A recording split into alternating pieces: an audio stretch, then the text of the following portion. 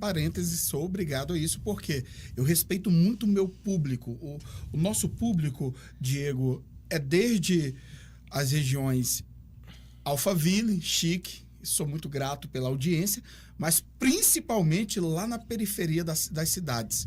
Não só aqui em Goiânia, mas em toda a região metropolitana e nos interiores. Então, tem as donas de casa, o meu amigo trabalhador, que está tentando nesse momento compreender esse aspecto. Já que não é só político, abro o parêntese.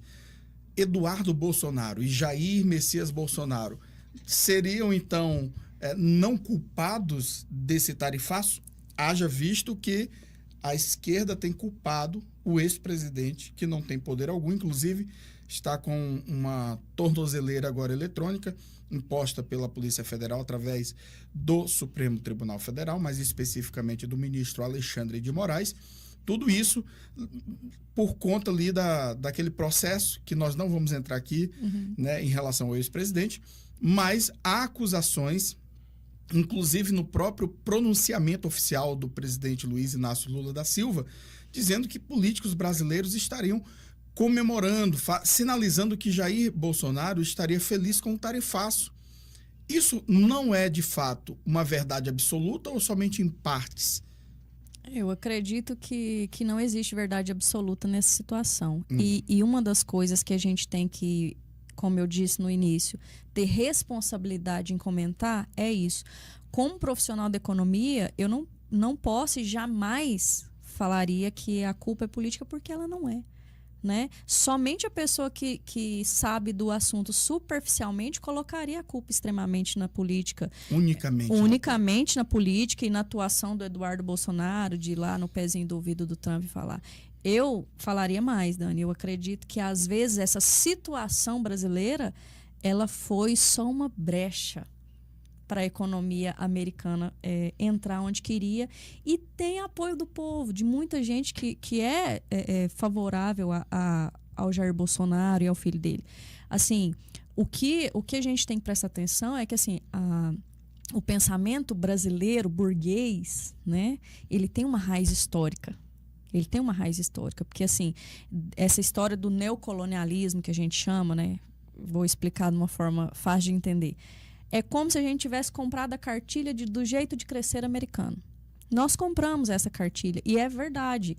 Então, teve aí o consenso de Washington, que é uma declaração aí com 10 itens que eles fizeram para a América Latina há muitos anos atrás, né? Criaram lá no Bretton Woods o FMI, né? O Banco Mundial, para dar esse suporte para as empresas, para os países da América Latina. Então, assim, nós compramos essa ideia da Casa Branca com a cerquinha na porta, da televisão de 80 polegadas, do carro novo. Outro dia, o presidente do Grupo Mateus do Maranhão, que eu trabalhei no Maranhão, e assim, um cara extremamente bem-sucedido, saindo da empresa e entrou num Gol. E a internet veio abaixo. Por quê? Porque é um absurdo um cara tão bem-sucedido andar no Gol. Por quê? Porque nós aprendemos a viver de status, que é um comportamento neoliberal econômico. Então, nós somos financeiramente dependentes do pensamento americano. Todos nós somos assim, né? Eu quero um iPhone, eu quero o celular do ano, eu quero isso, eu quero aquilo. A criança de 11 anos está esperneando por um iPhone. Então, o que aconteceu? Se a partir do momento que eu, governante americano, acho que o Brasil está indo embora de mim, está me largando, eu preciso segurar ele de alguma forma. Peraí, vem cá. Vem aqui. Aí tem alguém lá no pé do meu ouvido. Olha, ele está fazendo uma coisa ruim com meu pai e tal, e eu acho que você tem que fazer alguma coisa. Peraí, vamos usar o útil ao agradável aqui e bora fazer isso. É sem precedente uma taxação de 50%, porque o Trump está taxando o mundo todo. É quase que uma imposição ali de guerra. É uma chantagem. É uma chantagem. Assim como, por exemplo, fizeram a retaliação, eu não vou nem usar essa palavra, a palavra correta me foge à memória nesse momento, mas quando dois países entram em guerra, as sanções que são impostas pelos outros países geralmente são sanções econômicas, Sim. com tarifas altíssimas, justamente para que o país se organize. Para mexer no bolso. Para mexer no bolso. Inclusive, Donald Trump se refere à política hoje no Brasil como um regime, palavra essa utilizada somente para países que vivem o autoritarismo. Seria uma forma também subjetiva de criticar as eleições de 2022, quando Com Jair certeza. não foi reeleito e perdeu para Luiz Inácio Lula da Silva ali por uma margem de quase 12 milhões de votos, foi isso? Mas Não. perdeu as Com eleições. certeza, mas tem um ponto. Hum, Qual o regime político americano? Republicano ou democrata? O republicano tem esse pensamento. Todo país que não pensa igual a ele, eles já chamam eles de regime, é ditador, é isso. E, na verdade, se você for pensar, quem que está impondo alguma coisa aqui? O Brasil estava sossegado. Mas por que o Trump fez isso? Porque ele está vendo o BRICS crescer. Acabou de ter um encontro do BRICS no Rio de Janeiro. Entendeu? Aí ele está vendo o mundo se organizar e ele começou a assustar. A hegemonia americana já está caindo há muitos anos. Há muitos anos. Né? A China tem tomado conta. Então, qual a primeira que ele foi lá e pressionou? A própria China. Então, o que acontece? Agora, ele está fazendo isso porque ele está usando o que o brasileiro tem de mais frágil, que é a sua política.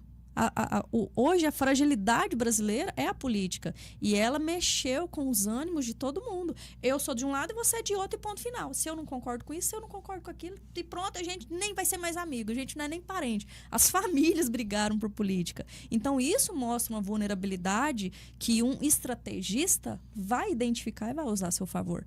Né? A gente vê, por exemplo, a situação, não sei se está na hora de falar sobre isso, mas a questão do Pix. Ele, há 2 dias atrás, soltou, até te mandei lá, soltou que o Pix é uma prática desleal, né? Por quê? É porque ele não concorda? Não. É porque simplesmente as big techs americanas, que é o Meta Verify, né? Que é o Facebook, o WhatsApp, tudo mais, eles têm os métodos de pagamento dele. Você já usou o WhatsApp Pay? não, porque foi restrito no país, né?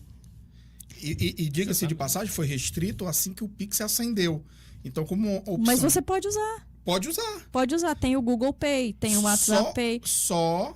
Porém, todavia, que nós temos um problema de interesse. Se o Pix é mais vantajoso e mais prático para mim... E não tem custo. E não tem custo. Exatamente. Por que eu vou usar o da Meta Verify, por exemplo? Que tem um custo. Então, o que acontece? Isso ameaça a hegemonia das big techs no território nacional. Porque o Pix foi uma coisa assim, que formulada pelo Banco Central, lá da época do governo Temer, e foi implantada quando o Jair Bolsonaro era presidente. Então, assim, é uma coisa de inteligência do Bacen, né? Dos funcionários do Bacen. Um modelo, inclusive, que o Brasil lança ao mundo. Saindo ao destaque na economia mundial. Nenhum país tem. Nenhum país tem. Isso é tão bonito falar que nenhum país antes tão criou isso, pensou nisso, nem China, nem Japão. Nem Índia, que é um líder de tecnologia. Exato. Nossa. Eu sou apaixonado pela tecnologia japonesa. E nem eles ou não pensaram ou implementaram isso. Então o Brasil tem toda essa vantagem. O Brasil é a potência do bloco sul do mundo, do hemisfério sul. Somos nós. E diga, mais uma vez, de passagem, às vezes não valorizamos isso. Exatamente. Colocamos qualquer um despreparado no poder, e aqui eu não estou dizendo nem A e nem B. Preste atenção, atenção. Eu não estou falando que é o Lula e nem estou falando que é o Bolsonaro. Mas você falou da qualificação de quem está no controle da economia. Veja a profundidade de apenas um bate-papo, um podcast sobre economia, a complexidade disso. Se para nós conversarmos sobre economia precisamos chamar uma especialista em economia, não é, Diego? Por que para controlar a economia nós vamos colocar um analfabeto, ou um semi-analfabeto, ou alguém que sequer teve a sua carreira progredida dentro de qualquer instituição que seja? E aqui eu estou falando dos dois lados. Ou então o Tachad, o Haddad, esqueci o nome até me estressei aqui, que diz que estudou 1 mês para poder passar numa prova. Temos que ter uma preocupação maior, e aqui eu jogo mais uma vez a responsabilidade para o povo brasileiro. Que o povo brasileiro, quando se unir, de fato, quando acabar essa polarização, e eu acredito que um dia acabará essa polarização política, o Brasil sairá à frente de grandes países. Já tem saído. Você falou o destaque do BRICS. Quem hoje dá a palavra no BRICS, por incrível que pareça, é o Brasil. Ah, mas tem os países? Tem, tudo bem. Mas o Brasil tem ganhado destaque na área econômica e isso tem despertado, eu vou usar até uma linguagem popular, tem despertado inveja nos... Ciúme. Ciúminho. Não vai usar as formas de pagamento das minhas big techs, das minhas plataformas. E como que eu vou ganhar? Eles têm o Pix lá, o Pix ele não paga nada, transfere dinheiro, recebe dinheiro, uma maravilha, é um paraíso fiscal, diga-se de passagem. Olha, em 2010, quando eu fiz meu